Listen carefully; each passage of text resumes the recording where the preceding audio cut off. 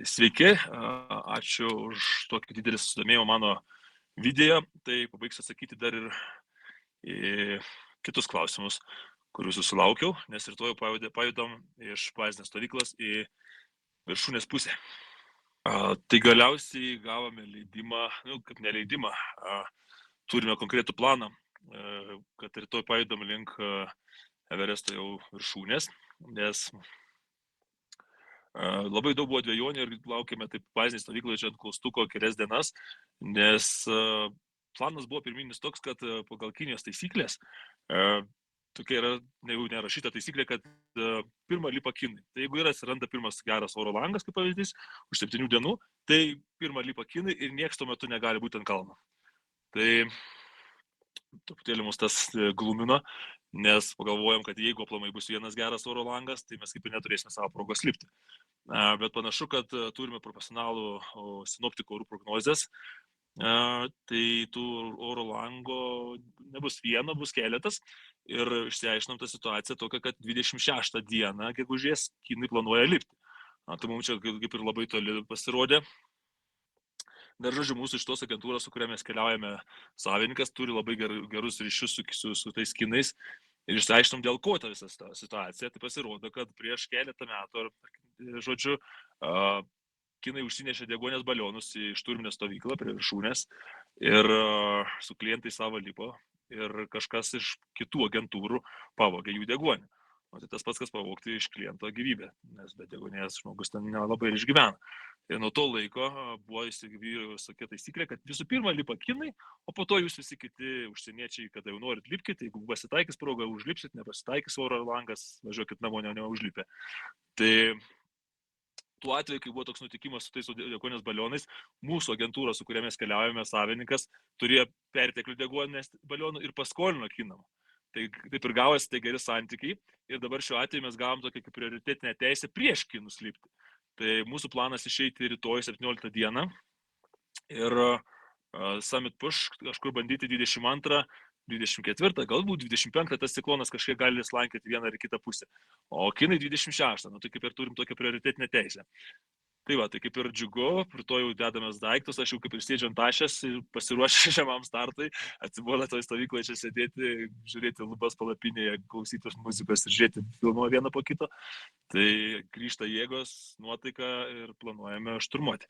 Tai rytoj išeinam į Intermediate campą, po to nakvojam Intermediate camp'e, tada ABC tada žiūrim kokie orai. Jeigu slenkasi ciklonas 22, galbūt 21 dieną, tai nesirsim ir iškart sekančią dieną į Nordkolą, taip toliau stovyklas. Jeigu planas bus šturmuoti visgi kokią 23 arba 24, tai 1 arba 2 dienos poilsis ABC, tada Nordkolas, Camp 1, Camp 2, Camp 3 ir viršūnės šturmas. Tai. Grubiai 7 gaunasi, tai sakykim, Intermediate Camp, ABC, tada poilsio diena, sakykim, pagal planą pirminį, tai 3, tada Camp 1, tai Nordkolas, Camp 2, Camp 3 ir šturmas 7 diena, savaitę. Ir tada 2-3 dienos nusileidimų. Pačia viršūnė dažniausiai labai ilgai neužsibūnama, bet mes planuojam iš tikrųjų, mano tokia vizija ir noras pasiekti viršūnę švintant. Tai kalbėjau su šerpais, kadangi mano tempas pakankamai greitas, tai reikės, kai man priskirs šerpą, reiks pasiderinti, nes būna tokių atvejų, kad tu išlipi į viršūnę, ten yra tamsu. O tikslas juk yra pamatyti, kas po tavo kojomis tu ant pasaulio stogo ir ištarti tą stebuklingą frazę, virš manęs tik dangus. Tai kažkaip nesinorėtų lipti patamsiai su prožektoriu, pažiūrėti sniego krūvą ir nusileisti. Tai reiks kažkaip protingai bandyti atskaičiuoti tą savo įmo greitį. Na ir galų gale pakalbėjau su šerpais, būna, sako, tokių variantų, kur tokie greitesni klientai kaip aš, sako, matom, kad per greit ateinam, tamsu. Tai yra po second step, pačios pavojingiausios dalies, kur yra, sakykim, ten porą kilometrų į apačią žemyn yra plona atbraila, jie pereini ir kai yra saugu, prieš pat viršūnę, ten pusvalandis iki viršūnės, tu surandi kažkokią sniego, gal kišenėlę ar kažkokią užuovėją, sėdi ir palauki, kol prašvis, arbatos pagurkšnoji ir panašiai, nes svarbiausia nesušalti. Tai viena iš opcijų tokių, o pačioje viršūnėje vieni sako pusvalandį praleidžiam, bet aš manau, kad dabar yra pats, sakykim, tos Everesto šturmas iš pietų pusės, tiek žmonių ten eina, nu ten keletą kartų daugiau, jeigu čia pas mus iki 100 klientų aplamai iš tos šiaurės, tai ten, nežinau, 600-800, plus šerpai, tai nu, ten 1000 žmonių, tai ten gali būti, kad ten bus stumdymasis pečiais ant tos viršūnės, tai tikiuosi, aš to nebus, bet, nu, manau, tikrai iki pusvalanduko praleisim ir rūksim žemyn, nes galų gale mes naudojam papildomą deguonį ir reikia jį tausoti. Ir, nu, ir kuo greičiau leisti žemyn. Čia negali sėsti kaip ant sofos ir žiūrėti televizorių viršuje, nes labai norėtų ten daug laiko praleisti, bet šalta, deguonies nėra, galų gale užeilės bus kitų klientų žmonių, kurie tikriausiai irgi užlips panašiu metu ir norės lygiai taip pat iškelti savo vėliavą, kažkokį žodelį kamerą pasakyti ir panašiai. Tai... O vieta ten ne stadionas, ten vis tiek viršūnė mažesnė, šiek tiek kambario dydžio. Tai žodžiu, deguonis įdomi tema, tai mes rinkomės būtent tą Kiniją irgi iš Kinijos pusės ir leidimus iš artimųjų gavom dėl to, kad yra privalomas deguonis, nes iš pietų pusės tas nėra privalomas ir atsiranda žmonių, kurie lipa be deguonies ir nu, kaip pavyzdys, jie kopia, pervertina savo galimybės. Aišku, yra alpinistų profesionalų, kurie sugeba užlipti be deguonies, jų yra vienetai pasaulyje, kurie įkopia Everestą be deguonies, bet jų yra tokių žmonių. Bet atsiranda žmonių, kurie yra netinkamai fiziškai pasirengę, pervertina savo galimybės ir lygiai taip pat kopia toje pačioje eilėje su tavim be deguonies ir jų tempas yra 3 kartus mažesnis, lėtesnis. Na ir galbūt nėra galimybės aplenkti to žmogaus, tu eini iš paskos su degunimu, jis sugalvoja tos pačios virvės, taiga numirti ir tu tampi tos situacijos įkaitas, nu, ir negali nei pirminį atgal, tavo deguonis senka ir to pasiekoje, čia nežinau, prieš 5 ar kiek metus, iš pietų pusės eilėje prie Hillary laiptų, taip mirė 11 žmonių stovėdami eilėje, kur išseko deguonis dėl susidariusio kamščio, galbūt kad kažkas numirė to eilėje stovėdamas panašiai. Iš Kinijos pusės viskas skamba daug saugiau dėl to, kad nuo 7 km privalomas deguonis. Tai aš buvau, kai Nordkole, nuo 7 km aš jau pakankamai gerai jaučiausi ir tikrai drąsiai galiu sakyti, kad iki 8 km tikrai galėčiau užlipti be deguonies, kai po to būtų ten prasideda mirties zona, tai yra ribotas laikas, kada tu be deguonies gali kažkiek laiko išbūti, vis tiek numirsi. Tai vat, nerizikuojant, mes turime 6 balionus deguonės kiekvienas, kas yra įskaičiuota, ir privaloma eisim nuo 7 km su deguonim. Organizatoriai sako, kad iš tikrųjų čia labai yra daug, su didelė atsarga, bet mes juk negalim žinoti, kokia situacija. Ne, tai galbūt audra, galbūt dar kažkas, galbūt kažkokia nelaimė, galbūt gali užstrikti kažkurioje vietoje. Taiga oras pasikeičia kaip permaininga ir tas deguonis turi būti su atsarga, bet mus patikino, kad jo turi užtekti. Tai mes planas toks yra, kad mes užlipam į Nordkolą ir jau naktį mums gidai rekomenduoja užstačius ant minimum, ten 0,5, sakykime, litro per, nežinau, minutę ar per valandą, kaip ten skaičiuojasi, sakau, neturiu patirties su tais reguliatoriais. Miegoti jau pirmą naktį Nordkolės naudojant deguonį, tam, kad atsikelti turint šiek tiek energijos, nes naktį tu prarandi tą energiją, jeigu tokiam aukšte miegi be deguonies. Ir nuo to pirmo baliono iki Camp 2, iki antros stovyklos eiti naudojant deguonį, taip toliau panašiai. Ir jau viršutinėse stovyklose didinti deguonės kiekį paduodama, miegoti su juo ir viršūnės šturmo lygiai taip pat išeiti su deguonim. Tai iki viršūnės šturmo jie planuoja mums 2 deguonės balionus, o viršūnės šturmų yra paskaičiuota ir nusileidimui 4 balionai. Tai bandysim, tikėkime, kad užteks, viskas bus gerai.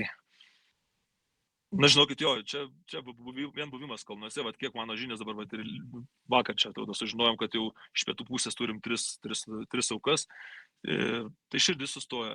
Tai dar kažkas ir būtent aukščio, net nešturmuojant viršūnę, o pietų pusėje ten 4 stovykloje žmogus tiesiog, matau, nuo širdies gal smūgio mirė, ar kažkas ten dar 2 šerpai mirė, dėl to, kad alinamas organizmas be proto. Aš kaip sakau, labai įsivaizduoti lengva, ABC, 6 km 400 aš miegojau ir siekiau savo saturaciją ir pulsą. Jeigu šiaip žmogaus saturacija, sakykime, C-level yra, Lietuvoje, ar ne, 96 deguonies įsisotinimas kraujyje, tai čia vis automatiškai krenta.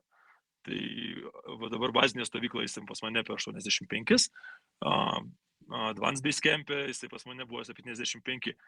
Bet kalbant apie naktinį miegą, tai šiaip normaliomis sąlygomis, aš kadangi sportuoju, ta širdis mano truputėlį gal pratampyta su ištvermės sportais, tai Lietuvoje, kai miegu, mano pulsas yra tarp 40 ir 50, kažkas tokio. Čia, Advanced Base Camp'e, kai miegojau, jis apie 90. Tai vien dėl to, kad kai tu užmiegi, tavo kūnui reikia degonės, širdis pradeda smarkiau plakti, kad aprūpintų degonim visą kūną. Tai vat įsivaizduokit, jeigu jūsų, sakykime, nežinau, nes koks tas pulsas, nes šiaip vidutinio žmogaus tikriausiai 60-70 ar nemiego, ne atleto, pridėkit plus 50, tai kiek ten 120 gausis, kokie, ar ne, nežinau, įsivaizduokit, kad tokiu pulsu 120-110 miegat visą naktį, ar ne. Nu, truputėlį jausmas kitoks. Tai va čia lygiai taip pat. Būna, aišku, miegantas pulsas pakrenta, tada tu staiga prabundi, nes tau nebeužtenka degonės. Tas jausmas toks, sakau, kaip skęstant, kai tu po vandeniu sulaikai kvėpavimą ir tu prabundi, trūkčiai, žiopčiai kaip žuvis, atrodo kažkas tave uždėjęs pagalbę, kaip per filmą bando uždusinti, tada tu staiga prabundi, tas pulsas sukyla, jeigu jisai būna pasėdęs, sutankėja, staigiai kvėpuoja, vėl tą organizmą užpumpuoja degonim, vėl užbundi ir taip per naktį keletą kartų budinėjai ir bandai tą kūną aprūpinti degonim. O dėl kalorijų, nu tai jos čia dega sėdint, va, ir mums kalbant. Iš praeitų ekspedicijų galiu pasakyti, nu, esu numetęs ir 10-15 kg, tai manau, čia bus kažkas panašaus tikrai, nors čia mus maitina labai gerai palyginus, visko pasirūpinta, nereikia patiems ten to vandens šildytis ir panašiai maisto gamintis, tai maistą gaunam pakankamai, vitaminų naudojam viską, bet vis tiek iš to buvimo vien tokiame aukštyje, manau, grįšiu numetęs tikrai 15 kg, pasidariau nuotrauką, kaip merginos daro vonios kambaryje prieš veidrodį, pasižiūrėsiu prieš ir po, kaip atrodo. Everestas nėra tikrai alpinizmo pasaulyje pats sudėtingiausias kalnas, tikrai yra techniškai sudėtingesnių kalnų, jis yra aukščiausias.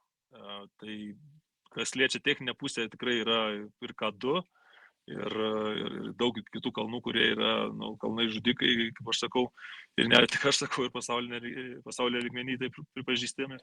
Tai Everestas nėra tas baisiausias techniškiausias kalnas, tas aukštis daro savo iš tikrųjų. Nes mes irgi renkamės tą šiaurinę pusę, jinai, sakykime, gal kažkiek statesnė, bet, kaip ir minėjau, tų visokių dalykų yra pliusų, kur deguonės tas papildomas, privalomas nuo 7 km ir panašiai, tai jie lengvina tą dalyką, žmonių kiekis mažesnis negu iš pietų pusės. Bet tai tikrai nėra tas pats sudėtingiausias ir pats baisiausias kalnas pasaulyje iš techninės lipimo pusės. Na, tai, žodžiu, kaip ir sakau, pirmiausia pasižiūri veidrodį, mes čia, kadangi su kompanija važiuojame, su kuria svarbiausia tikslas yra nesukūsti, kai mes juokiamės, bet visada, sakau, pametam tikriausiai 15 kg pamesim ir organizmas, matot, iš pradžių čia kalnuose jisai kaip mobilizuojasi, jisai stengiasi dirbti, nesipalaiduoja, kai tu nusileidi nuo kalno. Jis tada tarsi viskas, man atostogos. Ir tada tą visą maistą, ką tu gauni, sukaupu į save atgal. Tai va, aš kaip sakau, su žmona visada kalbuosi, kad grįšiu, kaip sakau, 15-metis, bet tu nusileidai į tą civilizaciją, tavo kūnas pradeda dirbti, atsigauna, išmuša raudonis ir tu pradedi norėti viską iš eilės valgyti. Tai nueini į kavinę, šluoji po 3 patiekalus, po 4-5 užsisakai ir tas organizmas visas medžiagas tada ima į save. Tai tas svoris pakankamai greitai grįžta. Ir kaip ir anksčiau minėjau, iš tikrųjų organizmas turi keistą savybę kalnuose naikinti raumenis. Tai būtent pasižiūri veidrodį, žiūri, kad nėra nei bicepsų, nei kojų nebėra, nieko nebėra iš raumeninės masės, bet pilvukas paskutinėje vietoje pasilieka riebalinė masė ant sakykime, pilvuko, nes kaip paskutiniai pabaigai. Tai tos figūros gražios kaip ir nėra, bet atsistato iš tikrųjų greit, per porą savaičių atsistato ir nėra čia didelės problemos. Jeigu apetitas nesiskundi, tai valgai ir viskas greit grįžta. Nu, aš tikriausiai, kas būdavo prieš 50 metų, nepasakysiu, nes dar alpinizmu nesidomėjau, bet kiek šiek tiek žinau, tai viskas automatiškai keičiasi. Tai drabužiai dabar profesionalūs, aprangos, batai, šildomi pirštinės, šildomas, aš pats irgi nauduosiu šildomas pirštinės, kurios akumuliatoriais įsikrauna, ar ne. Gal galia tas pats degonis, kurį nešamės, irgi reguliatoriai, ar ne. Aš saugumo sumetimais sumatęs netgi filmuose, kad naudojant deguonį, yra kaukė, atsitinka tragedijas, kad užšala, pavyzdžiui, reguliatorius, ar ne? Ir viskas, užšala, tu taip nepašildysi rankose, jo ir neatšildysi, ar ne? Tai irgi šiek tiek investavau ir nusipirkau papildomą reguliatorių, tai va aš ir Tadas ir Šovas mes abu dviese sakom, kad reikia minimalizuoti riziką, tai kuprinį nešimės papildomą reguliatorių, tai va visokios tokios technologijos jos atsiranda, papildomai kas padeda, tai nešamės papildomą reguliatorių, turim šildomus batus, šildomas pirštinės, gal kažkas netgi šildomas ir kelnes turi, aš net nežinau, bet man asmeniškai toksai, kas mane pažįsta, aš esu tas pečiukas, kaip aš sakau, visi juokiasi, kad visada man karšta, aš visada su šortais, kitaip ne kitiem, tai vadinasi, pas mane yra tų raudonųjų kūnelių daugiau, tai aš truputėlį tą aprangą pagal save renkuosi.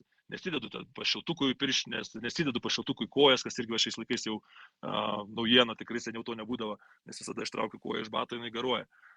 Tai va, sakykime, o seniau, viskas daug paprasčiau. Įranga paprastesnė, meteorologinės stotelės paprastesnės. Kažkas pasakė, kažkur pažiūrėjo, aš nežinau, tikriausiai pirštą palaižė viršų, iškėlė ir lipom rytoj. O dabar mes turim irgi savo kompanijoje toks Jasonas iš Jungtinių Amerikos valstijų. Tai mums labai padeda dėl to, kad jo bičiulis yra profesionalas sinoptikas ir teikia informaciją Furtenbach kompanijai, kurie yra viena, sakykime, tokių prabangiausių kompanijų, kurios organizuoja kelionės į Everestą ir mūsų stovyklavietėje jų yra štabas.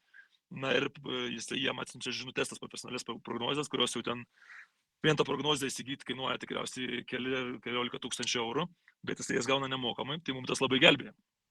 50 metų gal to tikrai nebuvo ir turėjai spėlioti ir visos tos 96 metų ir tos Everesto tragedijos, filmai yra sukurti, vien tas atsiranda būtent dėl informacijos stokos ir panašiai. Viską turim tas mūsų valiai, sakykime, tai žmogus kojas technologija žengia ir tą kalną prisiaukinti tampa vis paprasčiau, bet aišku, nereikia liūto tampyti už ūsų, jis yra beprotiškas. Čia didžia žvėris atskira ekosistema ir tikimės leistis mums jį prisiaukinti, užlipti ir saugiai nusileisti pas šeimas, vaikus. Tai tam kartui tiek, tikiuosi sėkmingai nusileisiu, ištarsiu tą frazę virš manęs virš dangus ant Everesto viršūnės ir kitą video turėsim jau po savaitės virš su gerom emocijom ir sėkmingų viršūnės šturmu.